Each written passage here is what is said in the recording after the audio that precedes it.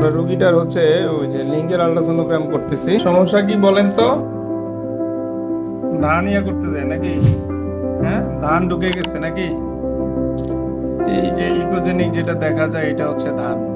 আমরা অনেক সময় বাচ্চাদের, ছোট বাচ্চাদের ধানের গোলায় ছেড়ে দেই, বা অনেক সময় ইয়া করে দেয়, হঠাৎ করে কিন্তু তাদের জরায়ু দিয়া বা ইয়া দিয়া ধান ঢুকে যায়। এই প্রথম আমার এক্সপিরিয়েন্স হলো যে এটা কিন্তু পেনিসের আলট্রা, হ্যাঁ, পেনিসের যে ইউরেথ্রার জাস্ট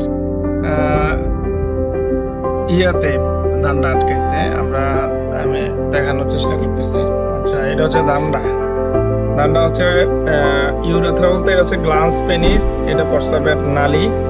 এটা হচ্ছে ইউরেথ্রা থেকে 1.4 মানে 14 মিলিমিটার ভিতরে প্রস্রাবের যে পেনিসের যে মুখ, এটাতে 14 মিলিমিটার ভিতরে ধানটা আছে। এবং ধানটার সাইজ হচ্ছে 8.3 মিলিমিটার। দেখেন, এটা হচ্ছে ধান এবং এটাতে শেডো করতেছে, যেমন পাথরে যেমন শেডো করে, এটা যেহেতু সলিড শেডো করে। এই টাইপের কিন্তু আমরা আর একটা ডিজিজ পাই, এটা তো হচ্ছে ধান ঢুকছে, প্যারোনিয়াস ডিজিজ বলি। এটা হচ্ছে তখন অ্যালবুজিনিয়ার এদিকে ইকোজেনিক এরকম প্লাগ থাকবে, শেডো করবে। এই জন্য আমরা যদি হিস্ট্রি না নেই, হঠাৎ করে পেনিসের আলট্রাটা করাইতাম, আমার কাছে হয়তো মনে হইতো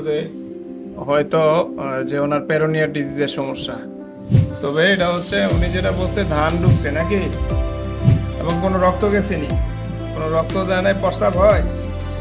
প্রস্রাব হয়তো ওই যে কম্প্রেস হইয়া ইউরেথ্রার সাইড দিয়ে হচ্ছে, কিন্তু ধানটা ঢুকে জাস্ট আটকায় বসে রয়েছে। যেহেতু এটার উপরের অংশটা ধারালো, তাই এটা আর কোনো দিকে যাচ্ছে না, জাস্ট গ্লান্স পেনিসের সাথে। এবং পেনিসের কিন্তু অনেক ধরনের আলট্রা হয়, পেনিসের ডপলার, ডুপ্লেক্স সহ, পেনিসের হচ্ছে প্যানাইল শেফটের আলট্রা।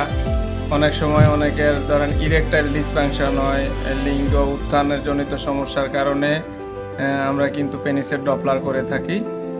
যারা যারা করাবেন অবশ্যই ডিসপ্লেতে নাম্বার যোগাযোগ করবেন। কিন্তু এই কেসটা হচ্ছে আনকমন ধানের কাজ, এই জন্য পুরুষদেরকে রিকোয়েস্ট করবো, আপনারা যদি কখনো ধানের কাজ করেন, লুঙ্গি পরে করলেও এটা আন্ডারওয়্যার পরে নেবেন, তাহলে কিন্তু সেফ। আন্ডারওয়্যার পরা ছিল,